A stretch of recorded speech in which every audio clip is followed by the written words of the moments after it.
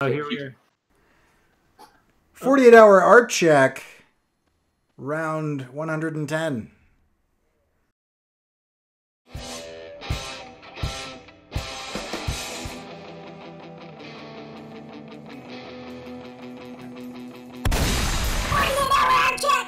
All right, here we are. And Josh, we've lost your camera.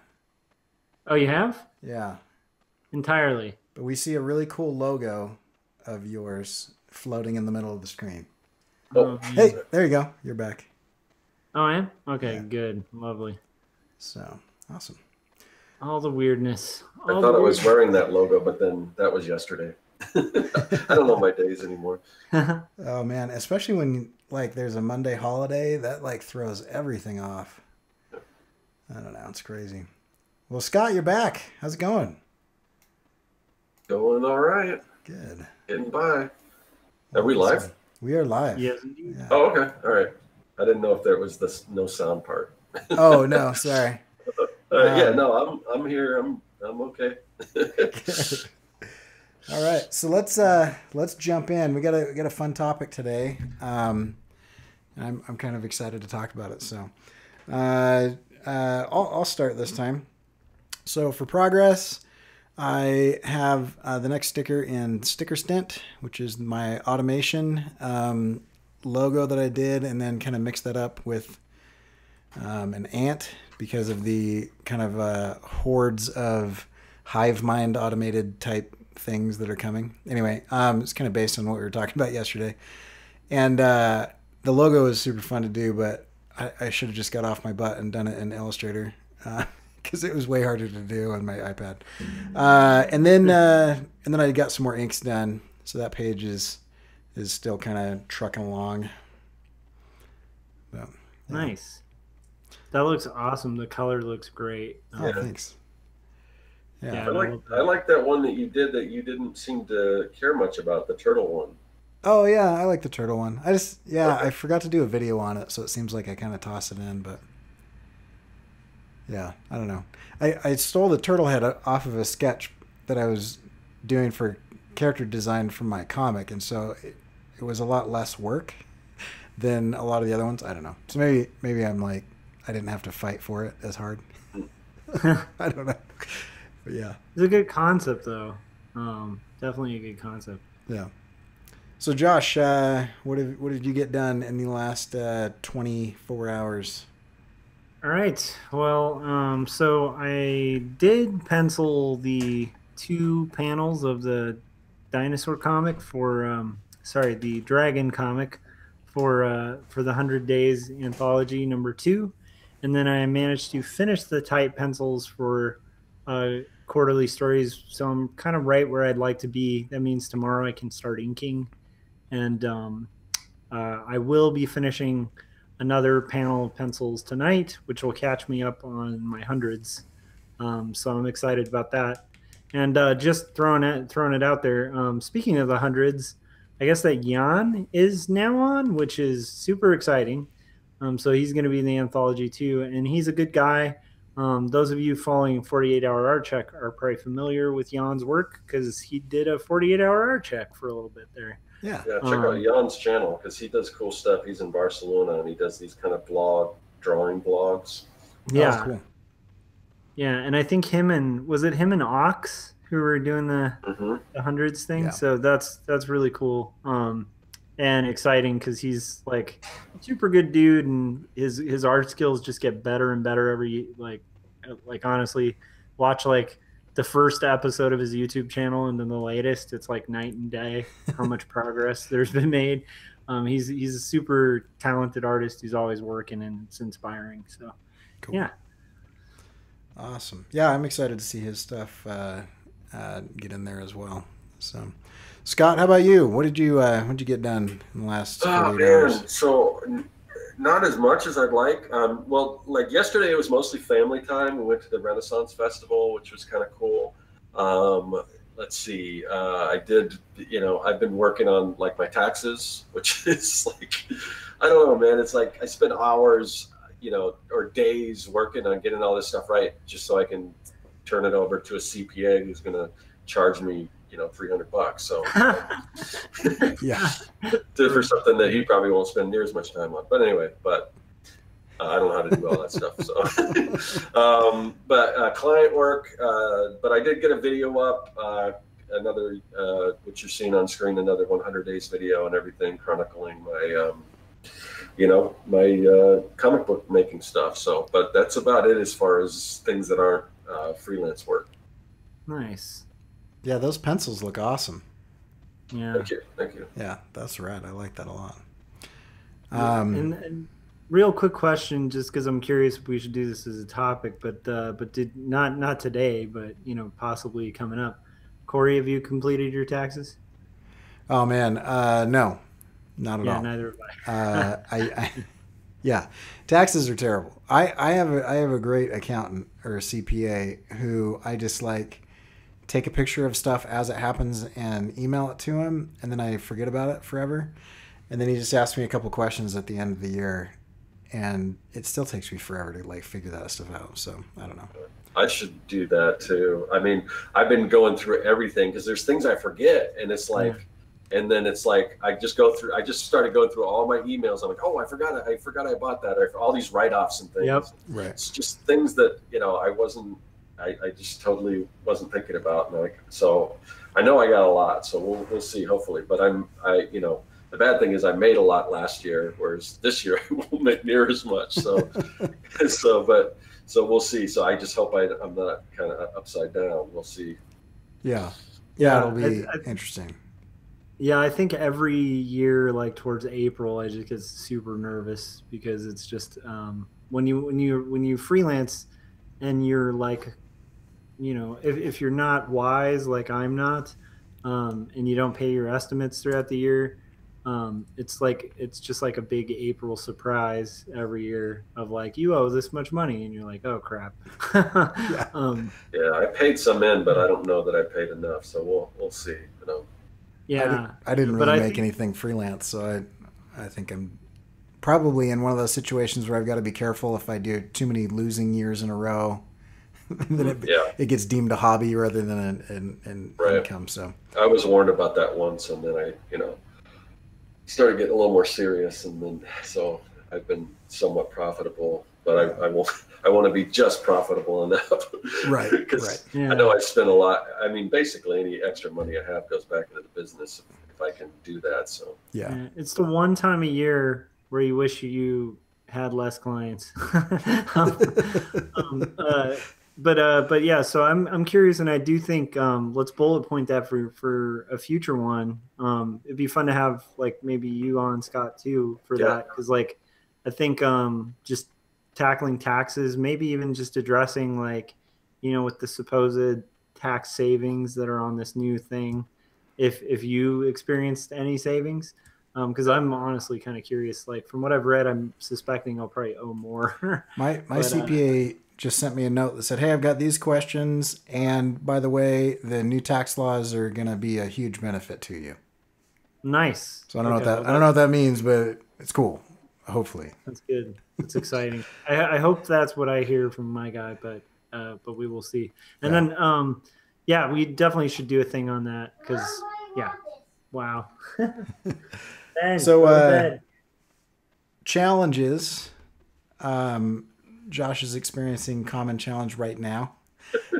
But I've still got a sick kid at home, and we had the day off of work today, which just kind of extended this sleeping in shifts thing we've been doing all weekend, because we were just trying to keep all the kids alive and healthy as possible. And so like my wife and I's sleep pattern kind of shifted over the weekend. I feel like I didn't see her all weekend, and it's just because like once one of us got up from a nap, the other one was like, okay, I'm gonna go down and take a nap now. And so it's been kind of crazy. It's been just one of those flus that is not going away. I mean, Scarlett's had the flu since like Thursday. It's like a really long one. Yeah, it's a weird thing. I think that's been going around. Yeah. Yeah. And I mean, they're shutting schools down up here and all kinds of stuff. So yeah, it's kind of crazy. How about you, Scott? Just trying to get ahead of client work. I'm going on vacation next week, so I need to get way ahead so I can afford to take a vacation. Tomorrow's my birthday, so I don't know if I'll get a lot done then because I got plans and stuff. But yeah, just trying to. I mean, I'm doing well as far as getting. I'm kind of crushing the freelance stuff, but Cool. unfortunately, all my other stuff is just fallen by the wayside. You know, the Kickstarter, the newsletter, but you know, the clients are expecting to get work from me, whereas I don't think people really are like chomping at the bit, like, where's my newsletter, you know, or Right. where's that CertWorks Kickstarter? So, you know, if it's gonna have to be a little later, I guess that's what it's gonna have to be. So, Yeah. Yeah, and that's a good problem to have, you yeah. know. um, yeah. Um, I really want you to let me know when you're up because if it's on a weekend, maybe we can meet you at downtown Disney or something. So, Well, let me, we'll talk about that after the show. yeah. All right. So, are we on? We're on Yeah, challenges. challenges for Sorry, you. Yeah. derailed. My kid does not want to go to bed tonight, so that's a challenge. um, other than that, like just kind of juggling the complexities of work and family life, and then just it's pretty much the same old uh, struggle that I think we all have, which is just juggling life with personal projects. It's Yeah. hard to make that time and show up, but every time I do, I think the guiding light on that is like every time I do, I feel pretty rewarded for it. So Yeah. No, that's great. Um, so plans, I will do, what is it, Monday? So I'll have two more sticker stints done, and I will have, um, I'm going to get to the ship and possibly start the ship on that page. Um, so yeah, I mean, like kind of like I predicted, once the sticker stint started, I had to cut down my comicking down to like a 30 minutes a day thing. So it's like an actual 100 days rather than like I'm gonna do 3 hours on this today or whatever. So it's like slowly, but I'm actually getting better at kind of stealing 15 minutes at a time when I can. Like I noticed that no one needed me today for a few minutes and everybody was distracted. So I like ran down really fast and immediately started inking. And normally I like, normally I like, there's this whole process that I pretend like I need to do to get prepped and whatever. But I jumped right in and started inking. It was good. So I can't do that with pencils, but I think I can do it with inks. So anyway, yeah, that's awesome. yeah. Um, And then about 15 minutes later, then everybody started looking for me and I had to go do stuff. But I got 15 minutes in. So then I got a few more sessions of that and I called it a day. nice. But yeah, how I about find that like the more you arrive and kind of show up, like the and make it a consistent thing, the easier it is to kind of do that. You guys can back up a little bit, like and watch some older ones where we talk about task switching, mm-hmm. and what's weird is you can kind of adapt a little bit and get more used to it, and pay less of a penalty, which is it's kind of an awesome thing. Yeah, Yeah. for sure. So what about you, Scott? So yeah, it's client work, getting that stuff done. Hopefully, I'm hoping I have time to kind of start getting back to doing some of these zombie sketches. I keep every day I have that on my Trello board and I keep moving it over. And then maybe work on some Kickstarter graphics, but I think I said that the last time I was on and I haven't got around to it. And newsletter, those are what I'd like to get to, but we'll see if I can. Yeah, if I can keep hitting this client work hard and get most of it done tomorrow or Thursday, then I might have some time to do the other stuff before I leave. Cool. Nice. That's awesome. We've um, got some people popping into the chat to say good night. So yeah, yeah. Well, we'll good night, see Mitchell. we'll see you in the morning when you watch this tomorrow. Um, Victor said happy birthday in the chats to Oh, Scott. thank you. And then Squatchy Ink is back. Squatchy Ink is loyally showing up again, which is rad. And I already thanked him, like on Facebook and stuff. But it's always cool to have Squatchy everybody on in the chats. I think it makes the conversations much more like kind of rich Yeah, for because sure. it brings all these different perspectives and stuff. So yeah. All right. Did you say your plans, Josh?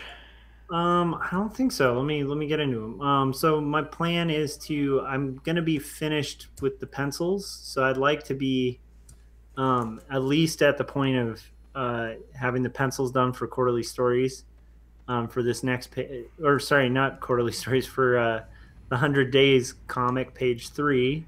So I should be at the point of like at least having it printed out and ready to ink, and then I should be well on my way to like inking hopefully the first panel of quarterly stories by the next time we of the next page of quarterly stories by the next time we go. So that's my goal. Cool. Well, that's awesome.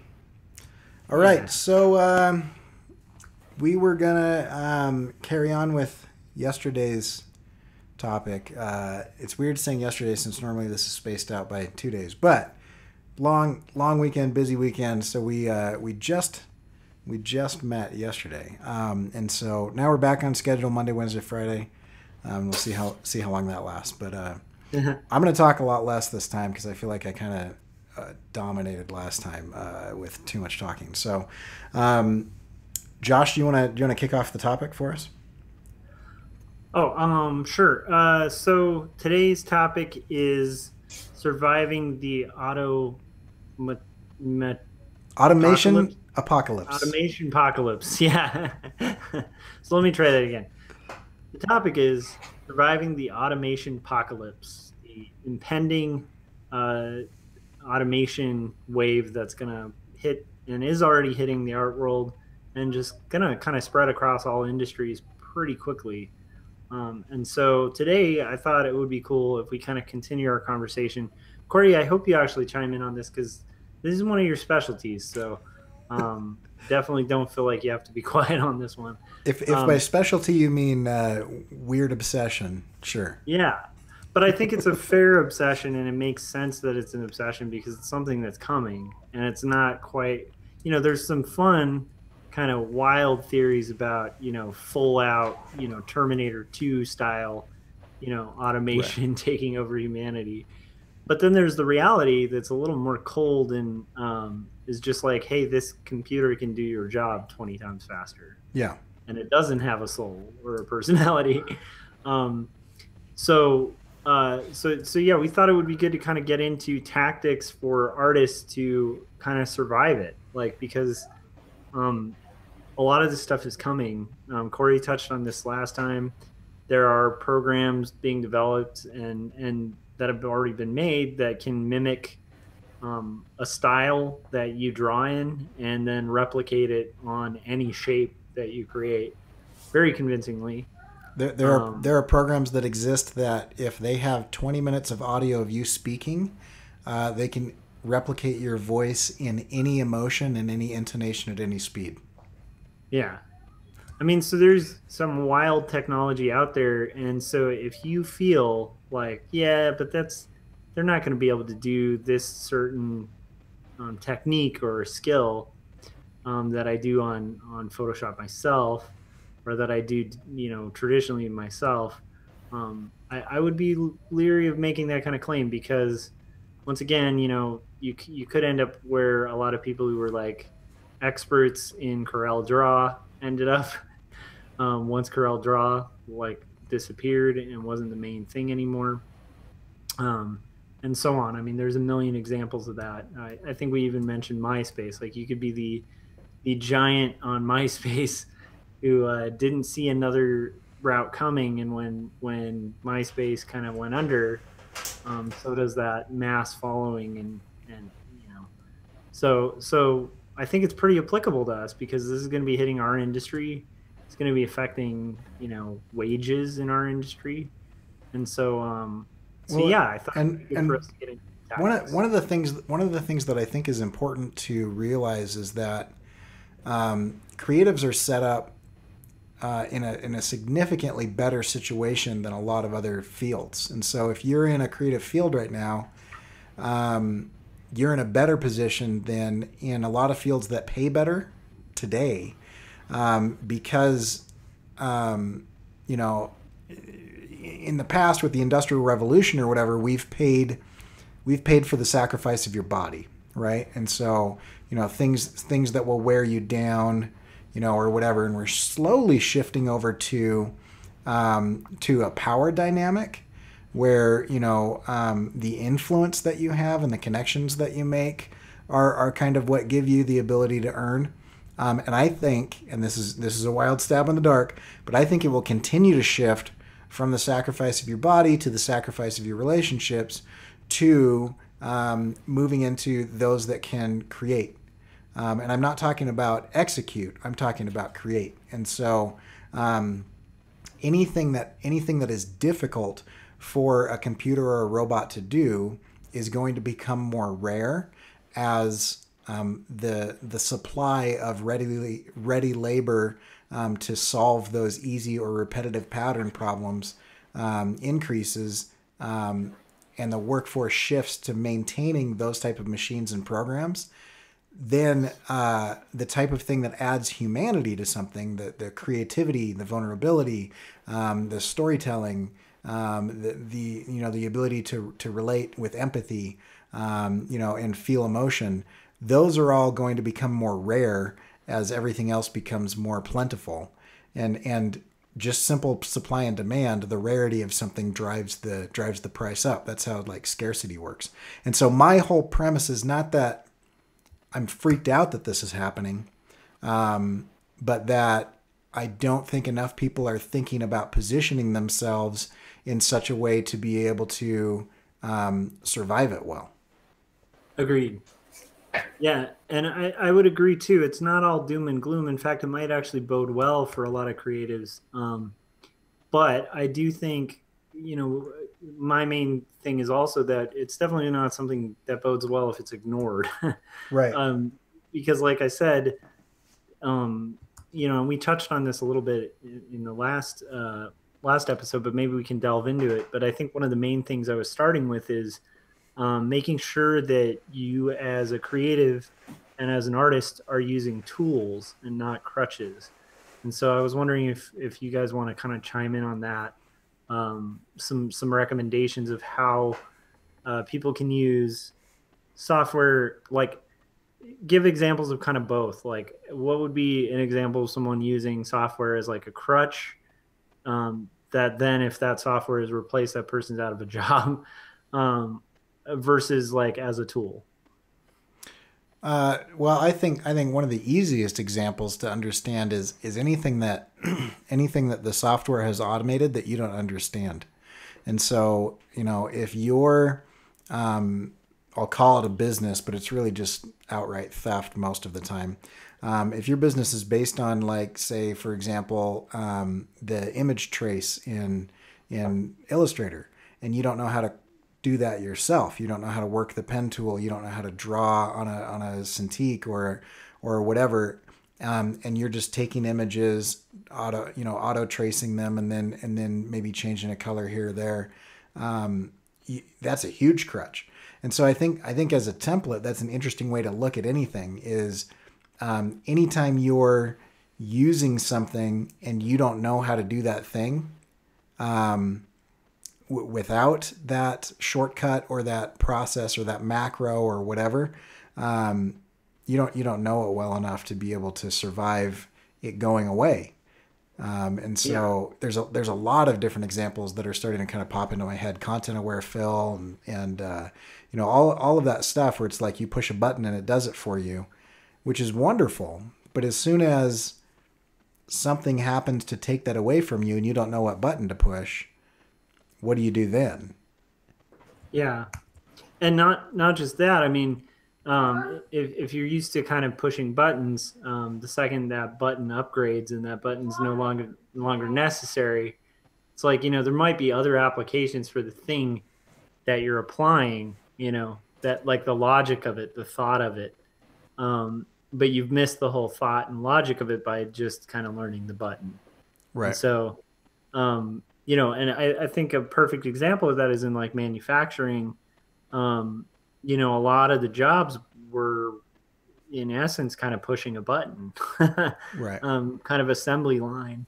And so, uh, which then became more and more automated. But when you're doing assembly line work, you just do a repetitive action over and over again, and it would be a highly skilled action, but without the whole line, it kind of became it's hard to find value in it, which is unfortunate because I'm sure there is skill to it.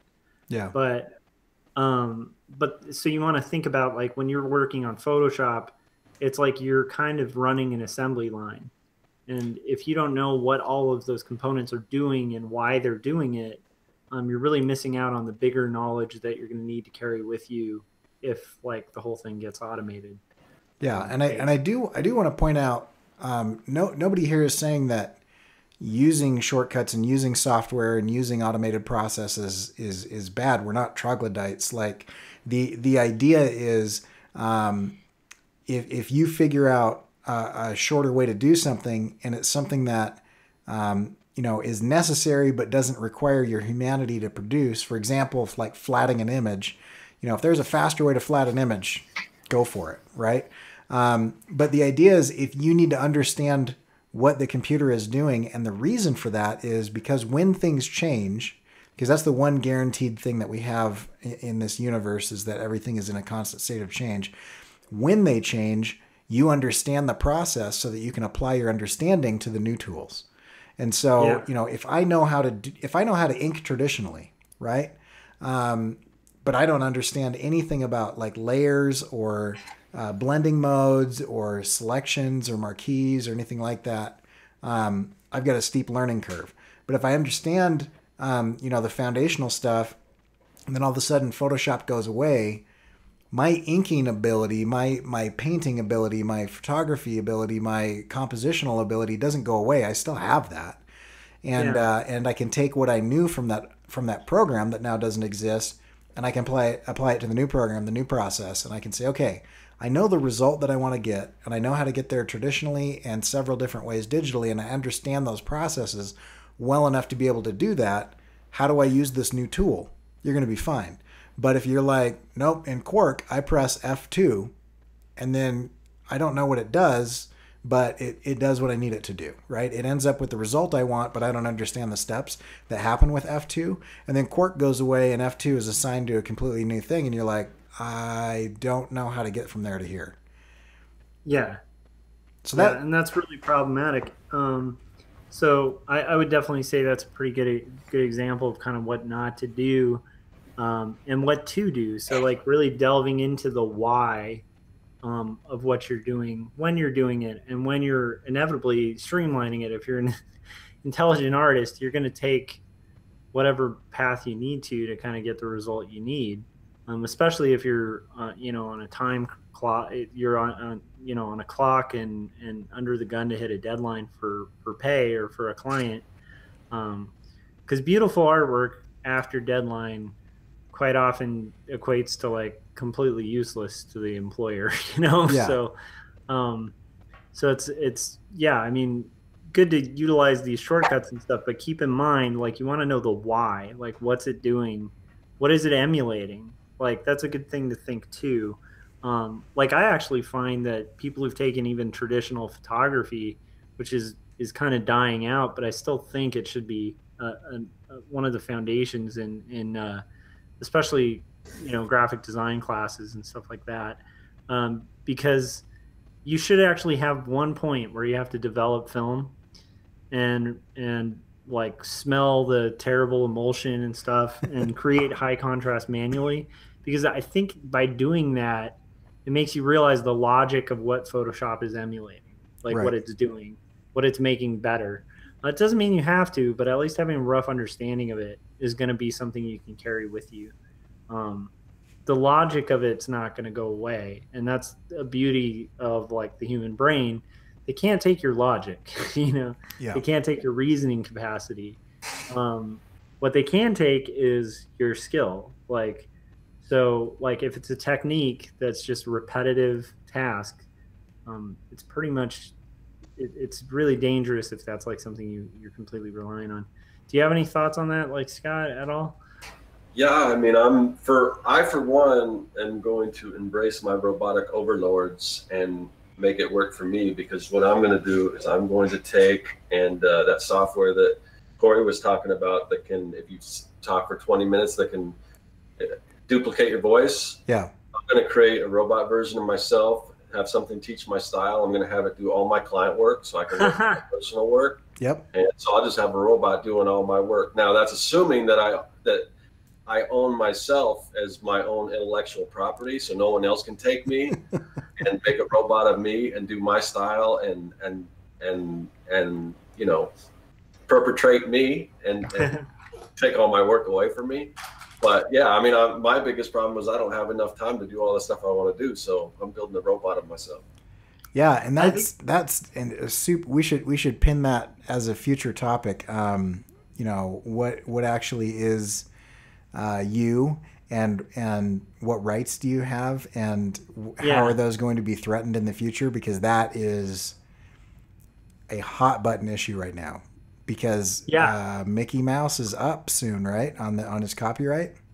No way there's no way. I mean, I you know. Oh, I know. That's what I'm saying. Every time he's come up, U.S. copyright law has drastically changed to bend to the will of the mouse.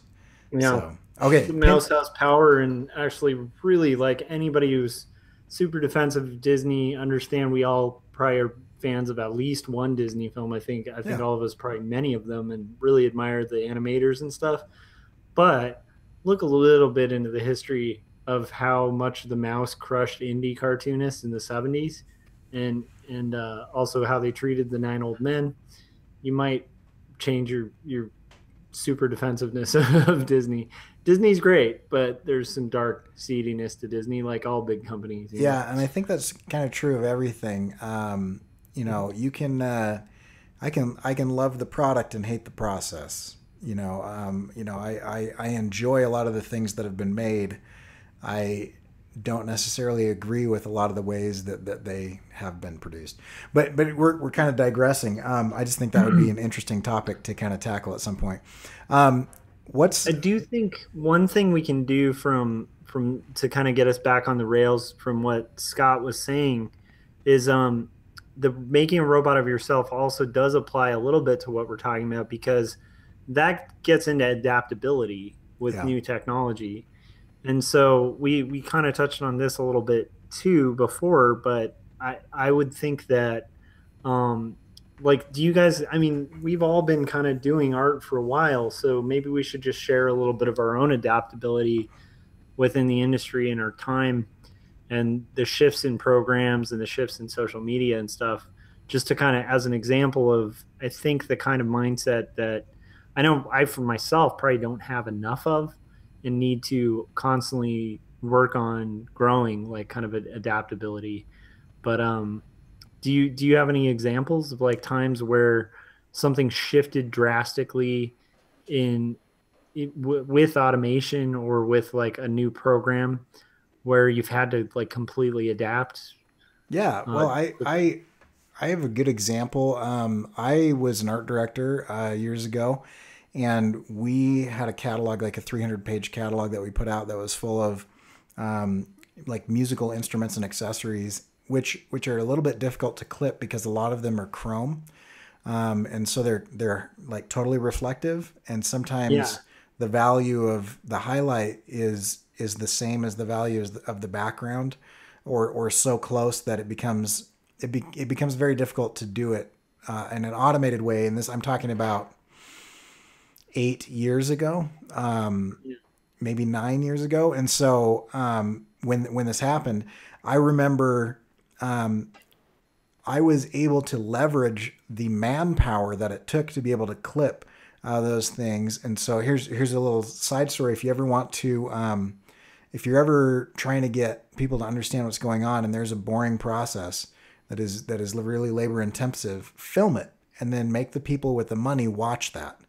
And what they will do is they will immediately be like, okay, please make this stop and you can have whatever you want. I don't know if that's 100% true, but that was for me. when I was like, I need another person, they're like, you have way too many people already. I was like, well, let me show you what this person does for 26 hours a week. And I showed them 35 seconds of them clipping the background out of a drum set. And they were like, okay, you can have another person, and let's give Jason a raise. I was like, okay, good.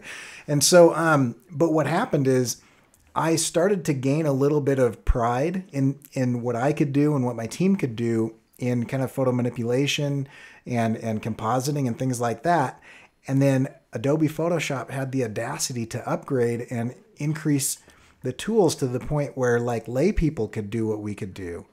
And my initial reaction to that was like, no, I want to keep this secret knowledge to myself. I don't want, everybody to have it. And then I remembered as I felt that, I felt like that was my initial kind of knee-jerk reaction. But then there's something Yeah. about that emotion that I was like, that's a stupid way of thinking, because I remember years prior to that when DSLRs started shooting video. I was working at a video company, and we shot on film, we shot on tape, and we were starting to shoot to hard drive. But the cameras cost anywhere from $20,000 to $120,000 a piece, and then all of a Yeah. sudden, Canon and Panasonic and Sony and all these guys started coming out and saying, "Hey, for like $3,000 to $5,000, you too can shoot HD." Full resolution video, blah, blah, blah, blah, blah. And a lot of the older guys in my shop were like, that's it. It's over. It's done. We're all shot, because they were fixated on the price of the tools being the barrier to entry. Like, Yeah. as long as you need a loan the size of your house to be able to get the equipment, it's going to keep Joe Plumber out of this business. But now that anybody can pick it up, Joe Plumber can pick it up too. And they were like, blah, blah, blah. And I remember about 2 months later, one of them saying, hey, nothing's changed in the market. Yeah. And I've realized that it's actually your ability and your skills and your knowledge and your experience that's more important than the tools.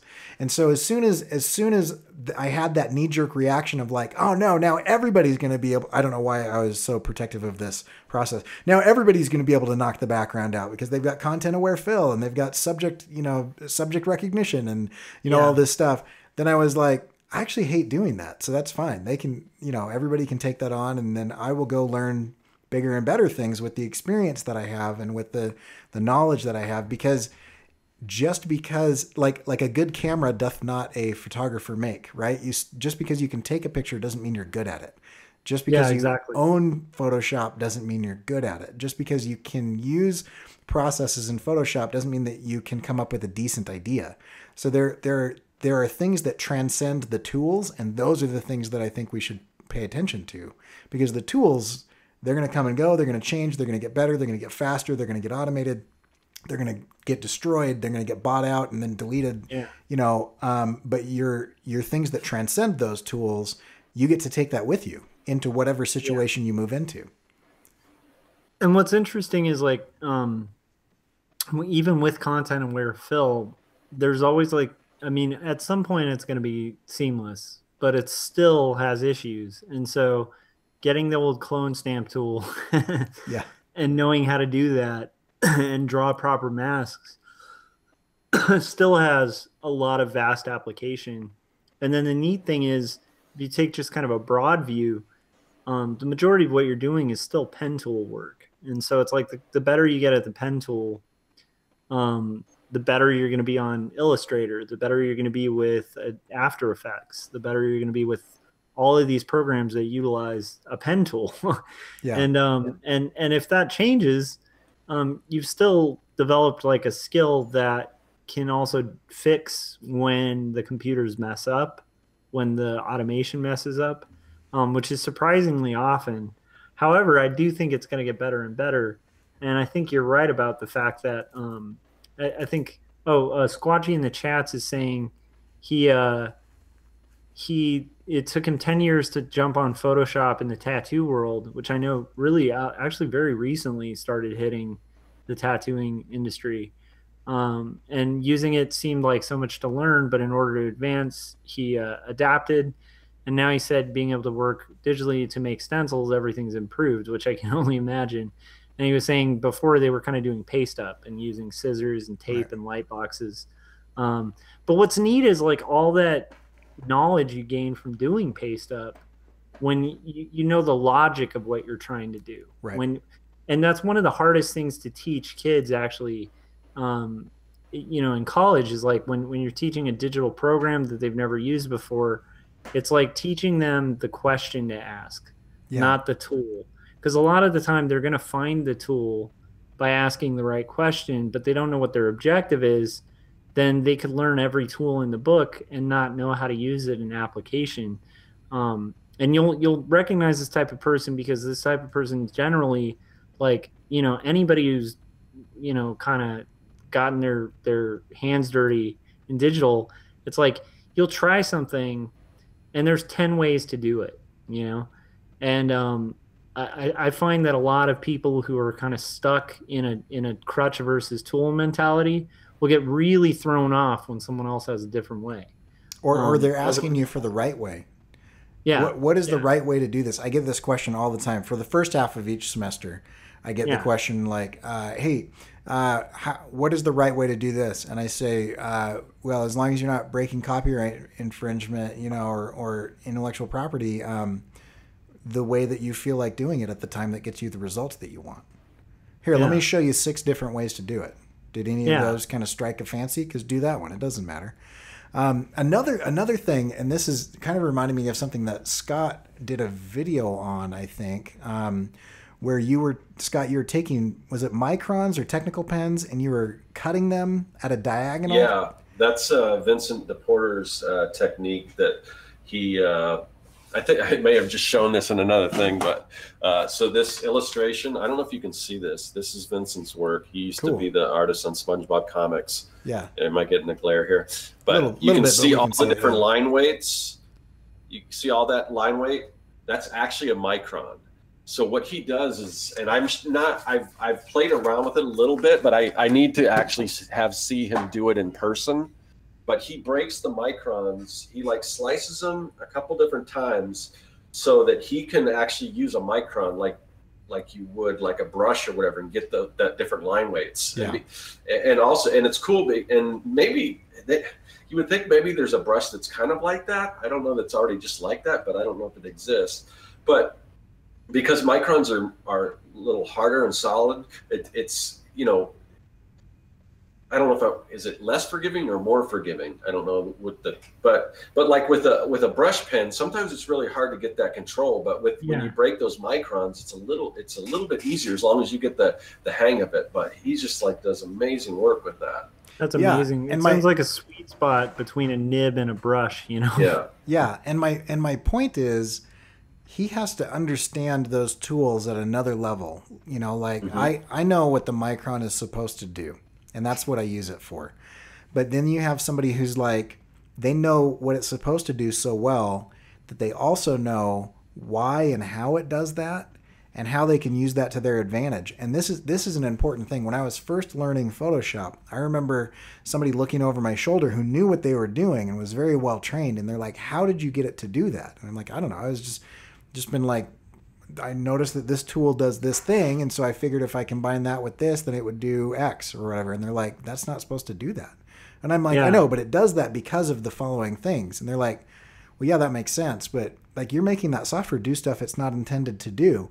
That's a good place to be in, is if you can understand a tool enough that you can break it to your benefit, or that you can manipulate it to your benefit. You can say, you know what?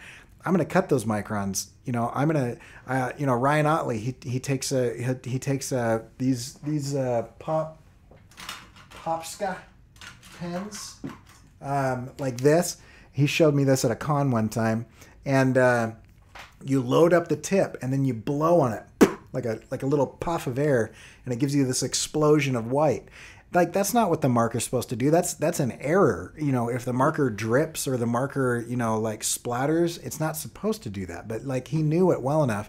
And I think that's true of whether you're talking physical or digital or whatever. Yeah. If you can understand not just what the tool does, but how and why it does that thing, then you can use it for things that it was never intended to do.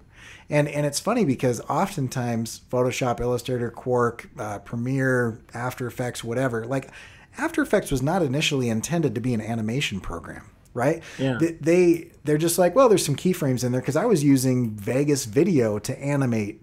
And people are like, how on earth are you doing that? I'm like, well, it's got keyframe positioning on rotation and position, and so I can animate. And they're like, that's super weird. And then you see things like Flash and things like After Effects start to embrace the fact that there are these outliers, these rebels that are like, this isn't what this software is for, but Yeah. I'm gonna break it this way. I'm gonna use it this way because I understand not just what that does, but how and why it does it. And once I can understand how and why, the tool becomes semi-irrelevant because you can replace it. You know, you can twist it, you can bend it, you can warp it, you can break it, and you break it in a specific way, and it does what you want it to do. Yeah, and I think that gives you more value in the workplace too, because, like for instance, just a perfect example is like at my job, we get hit with weird requests from clients all the time that like are of things I've never drawn or in styles I've never worked in before, and if I didn't have the ability to kind of, we've talked about this before, but this has a lot to do with the process of logic, to just take a final result and kind of reverse engineer it and go, okay, how did they get to that result? And then reverse engineer it for myself. How can I get there quicker in, you know, a much more limited amount of time, and kind of be able to back plan to get that a similar result? Maybe not even using the same tools, but using the same theory. And it's a really valuable skill to have. And just touching on to what you were talking about with people who know the programs enough to break them.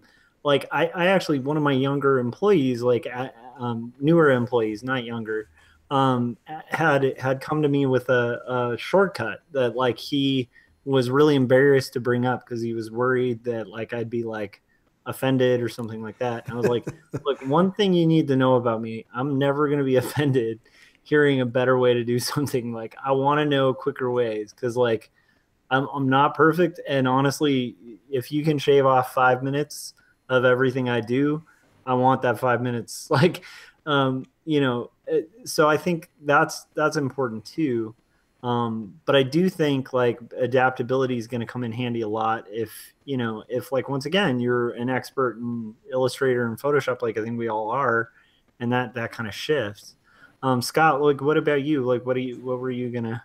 Oh, well, I was going to say, I mean, just to kind of what you guys are talking about as far as kind of breaking things or using them, figuring out ways to do things for kind of how they weren't intended. And then, but that could be an opportunity to create something new if you're entrepreneurial or whatever, because like Photoshop is a photo manipulation software. It wasn't meant to draw with. People start drawing, they try to we figured out a way to make comics in Photoshop, but it's not really the right way. You're kind of, you know, trying to put a square peg in a round hole, whereas somebody came along and created Manga Studio, which is specifically designed to you know, create comics. So by the same respect, if somebody was to make a Micron that was already pre-broken like that thing, I mean, maybe you might have a bestseller on your hands or something. I don't know. I mean, if you have the wherewithal or whatever. So that's just kind of what I was thinking based on what you guys were talking about. Well, look at that's true. Kyle Webster is a great example of that. Mm-hmm. Kyle Webster, for those of you that don't know, for years, you can't buy them anymore because they're now included. But for years, he basically was like, the default brushes in Photoshop suck. Like for years, in my opinion, and most illustrators hold this opinion that I've talked to, Adobe didn't recognize that illustrators and cartoonists were using Photoshop. They just, they even at Adobe Max, they didn't even have an option to tick that box of like, you know, it was like, are you a photographer? Are you a compositor? You know, are you a photo editor? And I'm like, no, I'm a freaking illustrator, man. And I'm using your software. And so are hundreds of thousands of other people. Like, recognize that we exist. And so Kyle Webster goes in there and he goes, these default brushes are terrible. But he understood enough about not just what they were doing, but how and why they were doing it, that he began building his own brushes. Frendon is another guy who did this. And they started building their own brushes to the point where I believe that when he initially did that, he made like six figures that year off of selling brush sets. That people are like, yeah, dude, I'll give you $10 for like brushes that are awesome. And he was selling 10, $15 for incredible brushes. And then, and I don't know what the deal is, but in the last year or two, Adobe owns all of his brushes now. So who knows what they paid for that.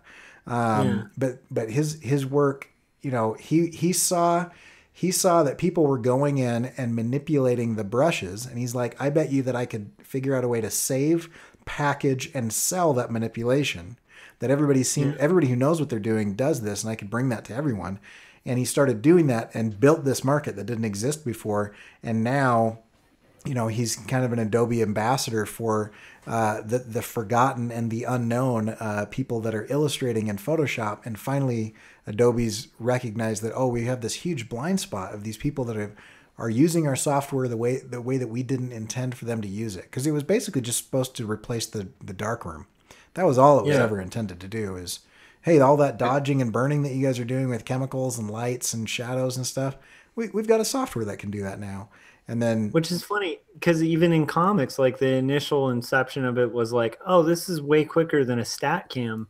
yeah, So we can just do what we do on a stat cam like 20 times cheaper, and like we don't have to develop the film, and it's already high contrast. We don't have to clean up all the mess. Like right. it's pretty easy to clean up. And then like it developed from there, you know? It, So it, it's yeah. oh, I was going to say, it seems like artists are always the last people that companies want to kind of cater to, because look at like Apple. I mean, in the beginning, before iPhone and the iPod and all that stuff. I mean, their core, the people that were using Macs were artists. Yeah. And I felt they kind of turned their backs on artists for a long time, because when the iPad came out, look how long it took to get decent pressure sensitivity and like the Apple Pencil and everything. Yeah. I mean, we're just now getting that. And how long has the iPad been around? I mean, that should have been, to me, that should have been like the first thing. Yeah. So it's like, it seems like we're always the But then last again, you think about it, like Cintiq, the Wacom like found that, as a need and addressed it and became a huge company because of it. Yeah. And so now all the larger companies have to try to play catch up to just try to get the same kind of like touch sensitivity that Wacom had been developing for 10 years or so. So it's like it's really fascinating. I think the thing that this is all tying around is like adaptability, the ability to kind of mark and see chances for innovation. But I do want to kind of use this as like a bit of a parable. Like one thing I've noticed still with younger graphic designers and younger illustrators like coming straight out of school is the lack of color theory. And so this is one of the things I'm getting at that kind of survives automation, I think. Uh-huh. It's like if you know what you're doing with color, then when you have access to all the colors, you'll do the right thing. If you have no idea why color is not working, you can have a lot of trouble with color. And so there's just some basic things that like, you learn in like your first painting class. Like if you ever take a painting class with like acrylics, on like, I'm going to go with like the worst painting class you could have. Like they're having you do those canvas papers, and you're painting, I don't know, like still lives of like fake flowers from Michael's or something. Oh my gosh. But like in that, even at that level of painting class, like when you're working and your colors are becoming mud, they're like, oh, it's because you mixed all these colors together and that creates just mud. And like if you mix these two complements, it creates kind of a brown. If you mix these two complements, it creates kind of a gray. And like if you mix both together, it's just this blob of like almost black, but it's like a rich black. And when you're painting and your color is not really like showing up, and you're like trying to paint like a poppy, and you're like, why doesn't my flower look like a poppy? Because I painted all the shadows and the values right. And then, your instructor would be like, don't mix black. Like, why do you have black on your palette? Like it shouldn't even be on your palette. Don't Yeah. mix white in your palette. Like that's gonna wash out all your color. And then, like, for some reason, people, when they have that knowledge, um, hopefully they have that knowledge, because when they have that knowledge, it's like, and you kind of point out like, hey, it's the same thing. It's literally the same thing. You're mixing colors. So, like, that knowledge, like, that doesn't go away. And so what's beautiful about that is, if you're somebody with that kind of knowledge, like the foundational knowledge of color and how it all mixes together, then when it comes to making good color choices, like, you could take 10 times as long because you're learning the software, but your color is going to look better. Yeah. Because it's going to be more vibrant, because you're not mixing a lot of black and a lot of white. And when you mix black, it's to darken your reds, not, like, so. So my point is just like, there's foundational theory, like type is a good example too.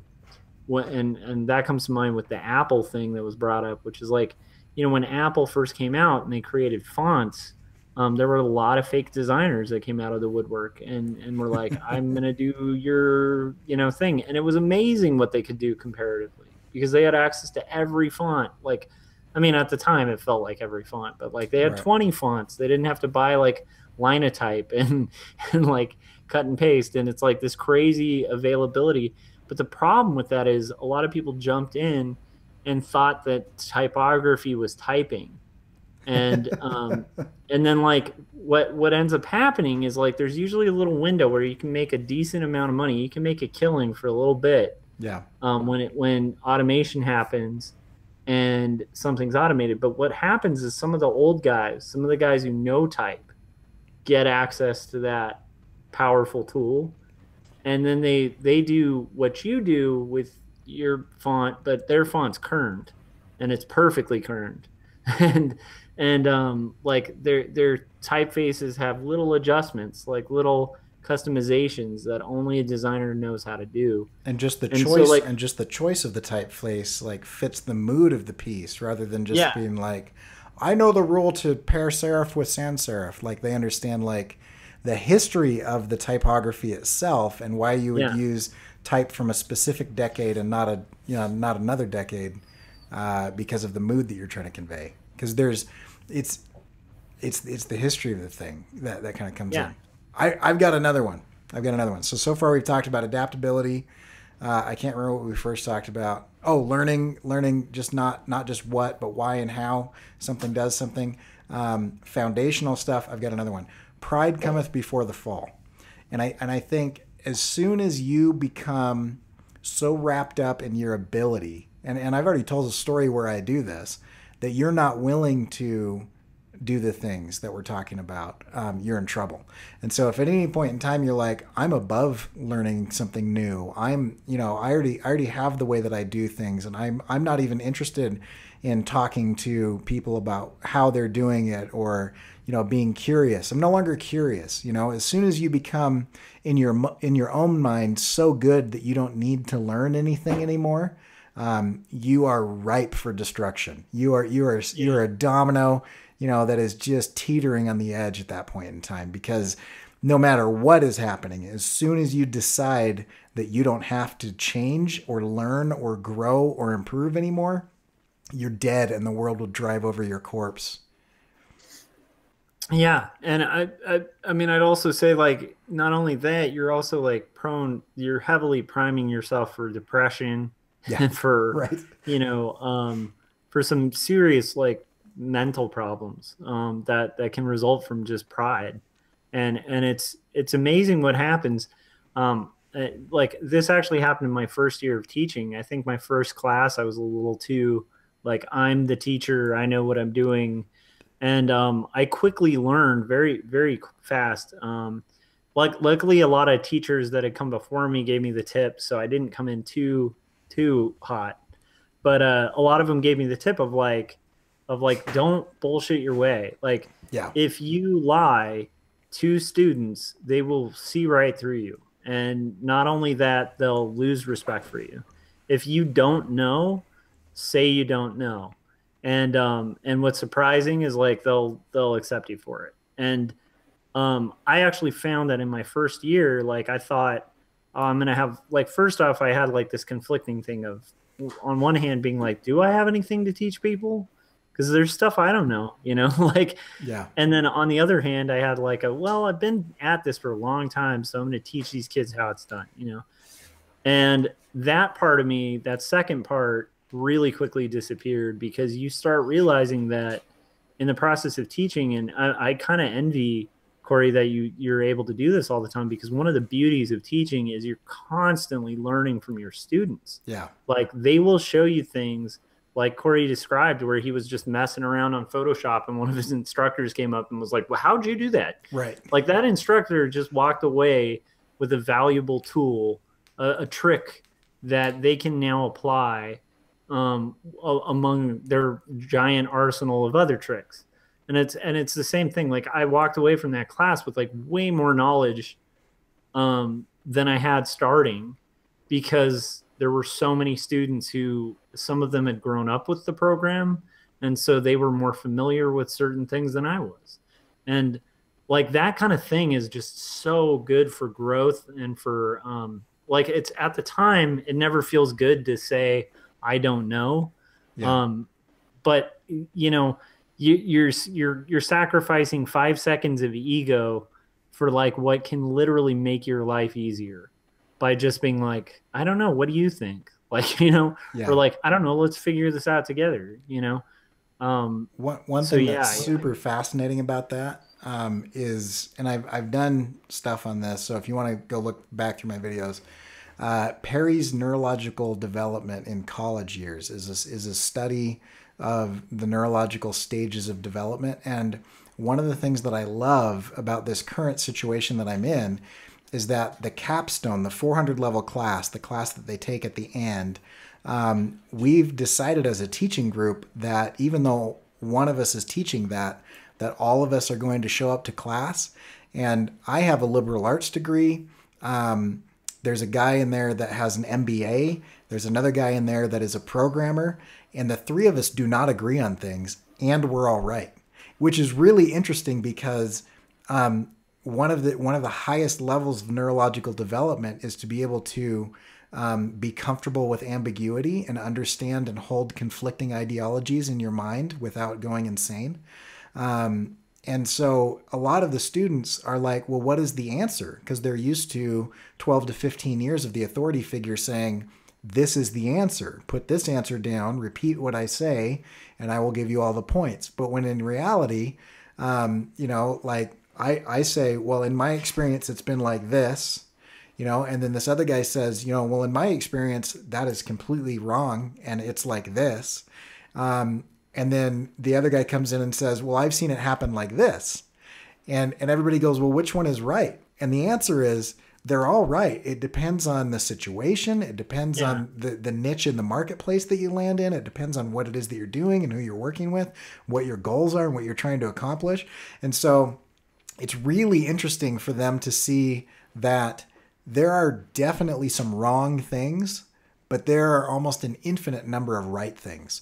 You know, because everybody's always looking for the answer or the path or whatever. And I think this talk about automation and in the future of robotics and AI is a really interesting thing, because if you're coming to people for saying like, what should I do? What's the path that I should take? The fact of the matter is that one, no one knows. And two, there's probably thousands of different answers to that will be correct. There's going to be some ones that are absolutely going to be the wrong thing to do.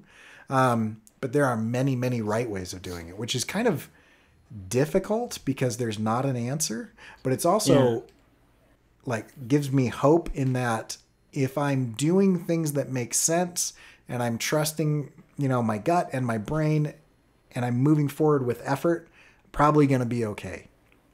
Yeah. And I think the thing to just keep in mind as things get automated, like there might come a time where like what we're even talking about as like strengths, like for instance, you know, critical thinking. Yeah. The second AI can do that, we're really in trouble. Yeah.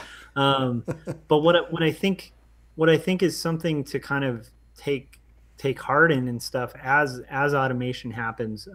Like Squatchy in the chats has pointed out, it's going to hit tattooing. It's definitely going to hit illustration.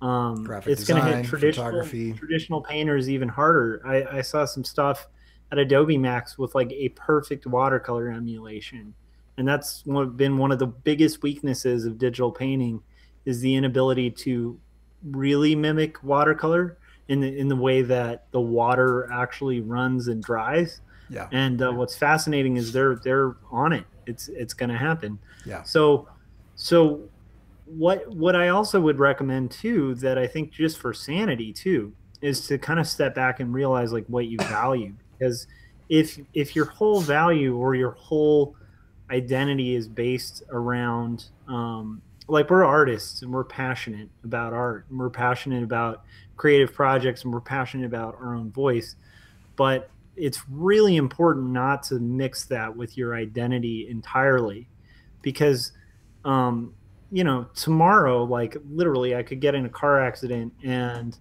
um, lose both my hands and not be able to draw. And then where am I? And that's, to me, that's a horror show. Like, that's a frightening scenario. Even the stuff our friend Mike had to go through with losing the ability to use his hand for a little bit to draw, Yeah. like that just that, like, I used to have nightmares about that all the time. But I think one of the things that's important is to realize like what is of value, and have a value that's outside of the weird little thing we do, and within that, what's the truly valuable thing?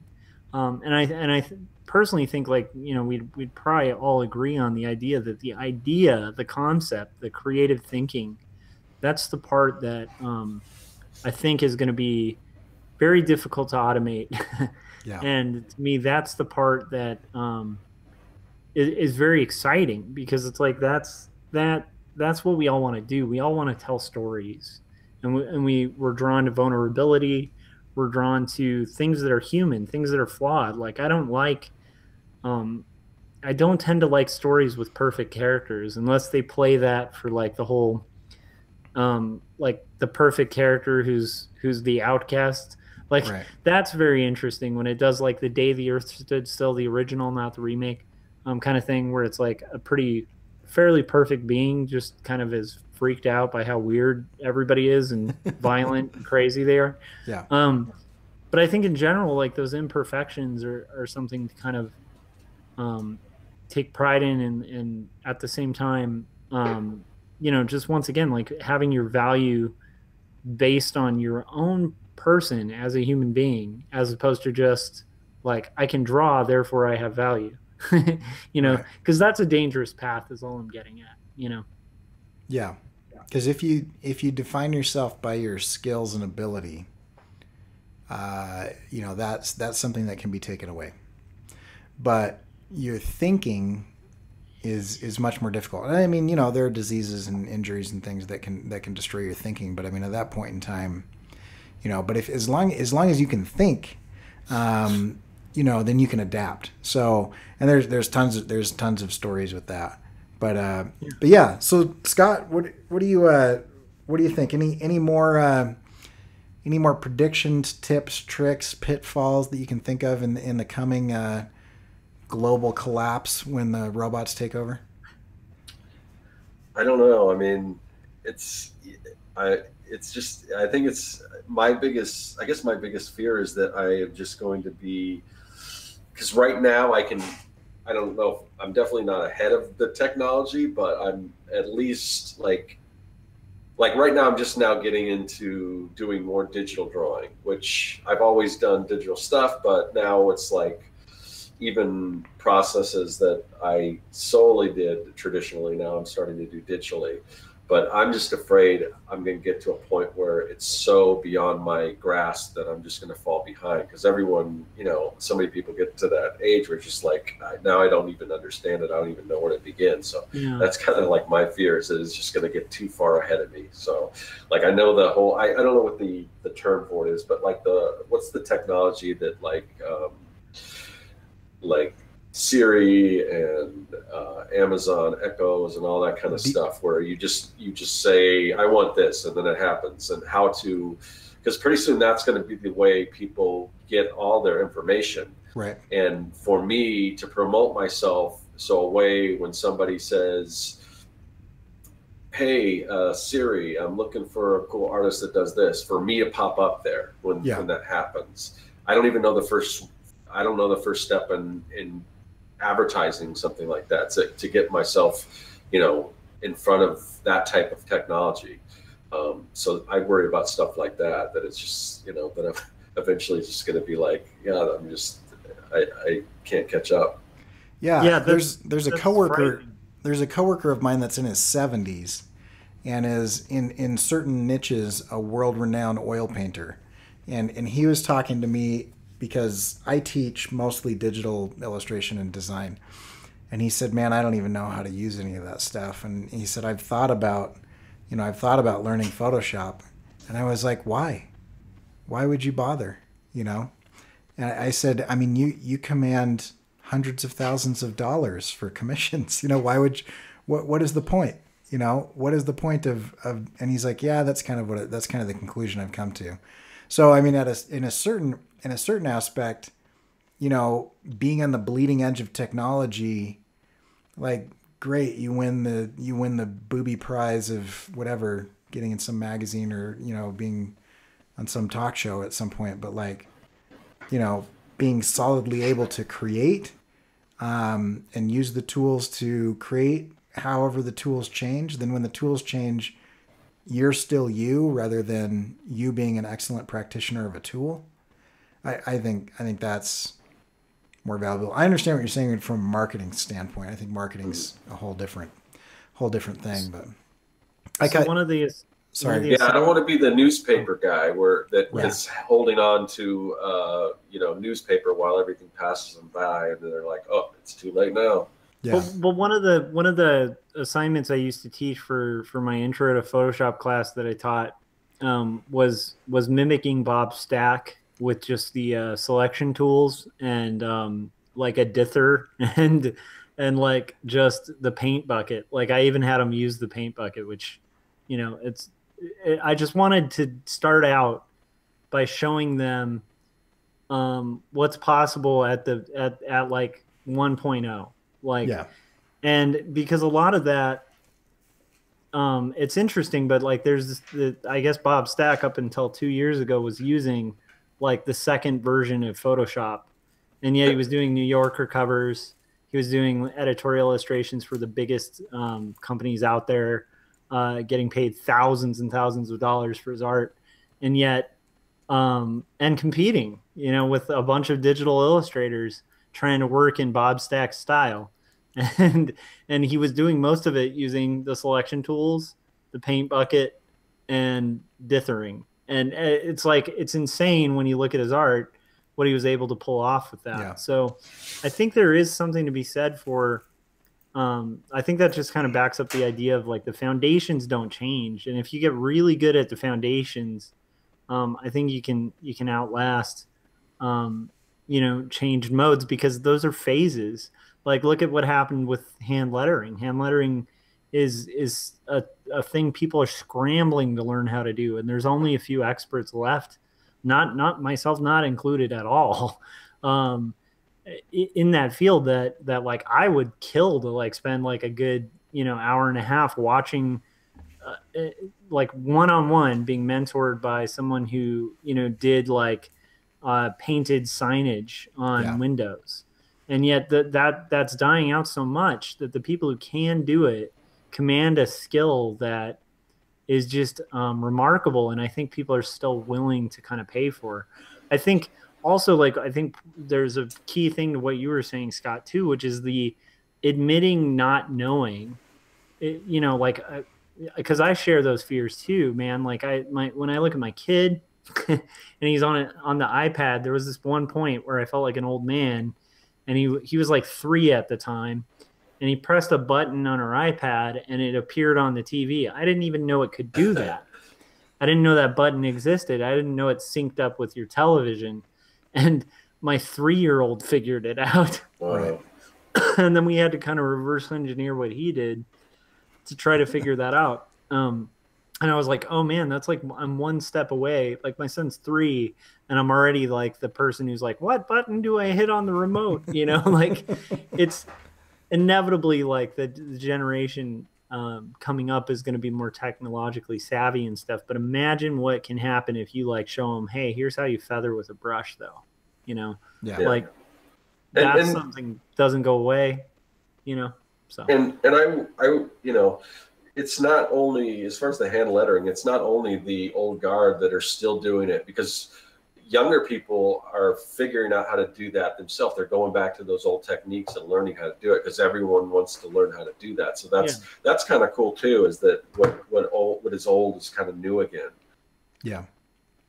And I think so. If we're going for survival tips in the coming apocalypse, I think this last section could be summed up with a good balance between adapting and learning and changing, and also embracing kind of the past and the foundational things. Because I think if you refuse to learn anything new because you're so steeped in I just work in charcoal and that's it.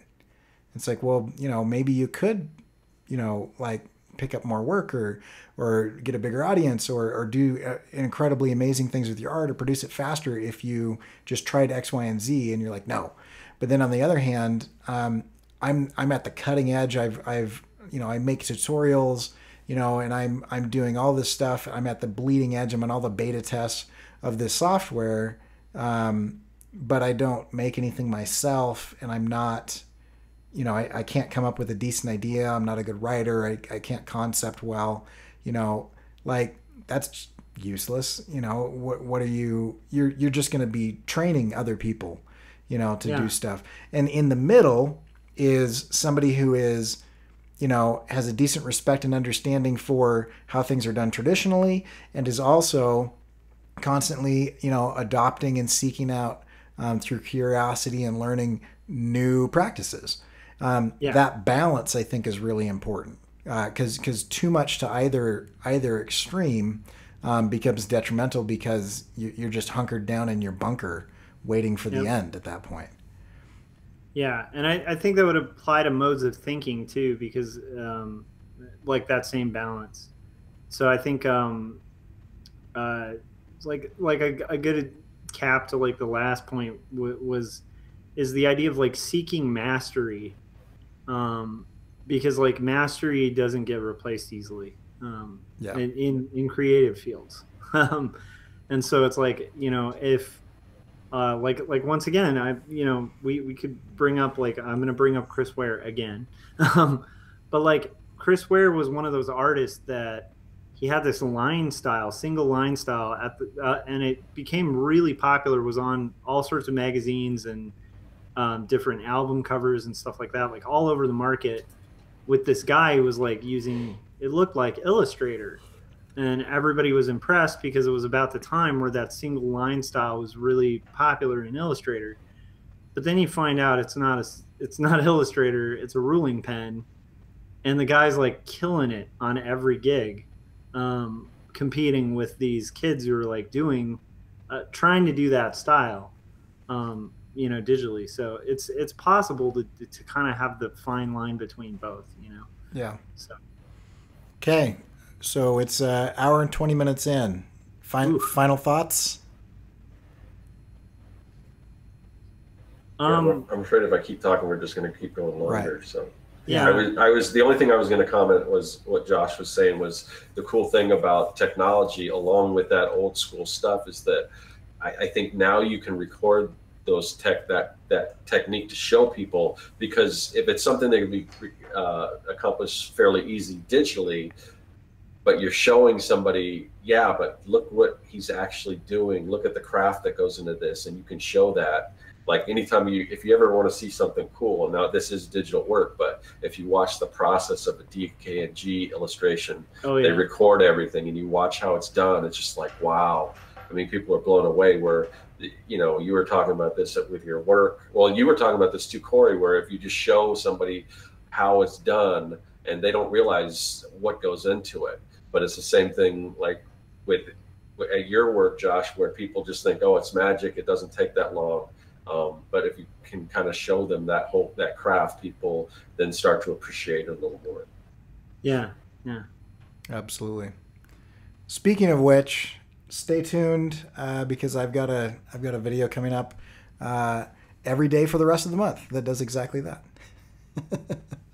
So yeah, I think that was great. We've got people screaming at each other in binary in the chat, and so I think that's a good chat there. I appreciate everybody who showed up. And I failed to load Scott's website in, so you'll hear it audibly but not see it visually. If you want to check out Scott Serklin's work, then go to serkworks.com. That's SERKS works.com. All kinds of goodies there, including some free tools that you can use to jumpstart and get started. Make sure you understand not just what they do, but why they do that thing. And then you can check out Joshua Kemble's work at quarterlystories.com. He's got an awesome comic, and he is actually working on 2 comics right now. And if you want to see the pages that he's working on and the progress that he has, go stalk him on Instagram, because that's awesome. And you can check out my stuff at CoryKerr.com. And I am currently in the middle of doing a comic for the 100 Days anthology, as well as doing a sticker stint, doing both of those things. And if you'd like to follow along with those, YouTube, Instagram, and Twitter is the place to be for that. And as always, if you want to check out the podcast version of what you are now watching or possibly listening to in the future, you can always go to CoryKerr.com/48HR. 48HR, and that will give you kind of the video and the edited audio in case you just want to kind of get the trimmed down version. All right, we will see you guys in a couple days. We're out. Bye. Later.